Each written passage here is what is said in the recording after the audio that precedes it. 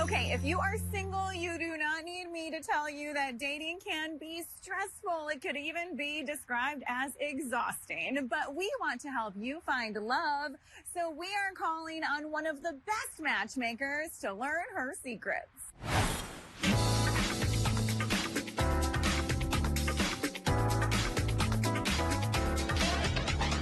Katie, we are going to dive into a topic that is so relevant and interesting to, I think, just about everybody watching right now. We're going to talk all things dating. First of all, welcome to the Localist SD. Well, thank you. I'm semi-local to you guys, and the dating world is gigantic and diverse, so I'm so excited to talk about what really matters in dating today. So let's talk about first the challenges that people face, because dating today is so different from it was 5, 10, even really 2 years ago. We were in a pandemic. Right? Very different. And, you know, you think coming out of the pandemic, everyone would have been like so excited to really buckle down and get back in relationships. And I've kind of seen the reverse happen, where people got used to being alone, or then they started to get trying to be in relationships, and it was a lot of work and effort, and sadly they get discouraged.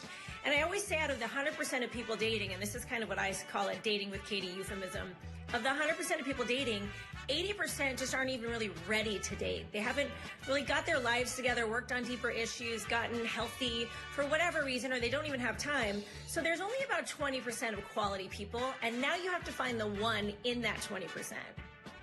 And it's so challenging because of another term that I actually heard you use when I was doing some research before our conversation. You use a term called disposable dating. What do you mean by that? You know, it's too many choices at this point. And I remember I lived in China for 7 years. I came back one time, and I'm standing in Target looking at all the shampoos and conditioners, and I was overwhelmed.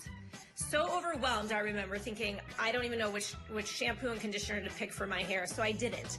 So dating can feel a little bit like that. And plus, with the apps, we all think we have multiple options. Well, we're just going to keep swiping. But people forget that they have to like you back. So you could swipe yes on 100 people, yet no one swiped yes back on you. It's a numbers game, but at the end of the day, you have to start opening up your decisions on who you're going to date. They might be shorter than what you want. They might have less hair than what you want. They might be 5 pounds heavier than what you think your list has on it. And that is okay, because we've got to stop looking at people as if they're one-dimensional on an app, and realizing that we need to go meet them and feel that energy and feel that 3D connection. We're going to get into the services that you offer in a second, but before we do that, for people who want a little extra help, what are some things that we all need to keep in mind? Let's say, we get to a date and we're looking for whether or not we want a second date. What should we be considering when it's whether or not this person is worth our time?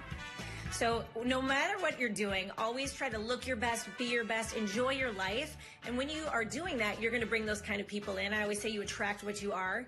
But then if you're going to be online, make sure your photos are fantastic, your bio is fun and flirty. And then once you get to the date, 2 things. Are you having fun? Ask yourself, are you having fun? Do not make any second plans, 3 months from now plans. And then number 2, are they being attentive? We really want to make sure that they are looking at us, not looking at their phones. Men speak of that all the time. And then if we just focus on those 2 things, and if we try to be those 2 things, are we having fun? Are they fun? Are we being attentive? Are they being attentive? I think we'll start to be able to enjoy our dating. All right, I'm going to get a little personal here. I'm going to welcome you into the Localist SD family. One of the men on our team had a very successful first date. He has secured the second date, and he's excited about it. Any advice going into it? Make that second date fun and memorable. And throughout the whole process, communicate, especially as the man.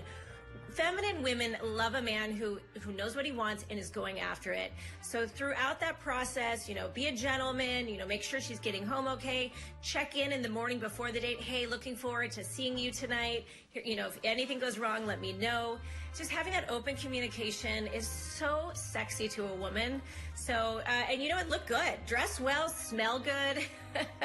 You think it's common sense, but honestly, I feel like we've got to kind of rev up our little engines for dating sometimes. Well, we appreciate your time so much. We will check in with you soon, and maybe I'll update you on our friend's dating situation. We love it. Thanks so much for having me, you guys.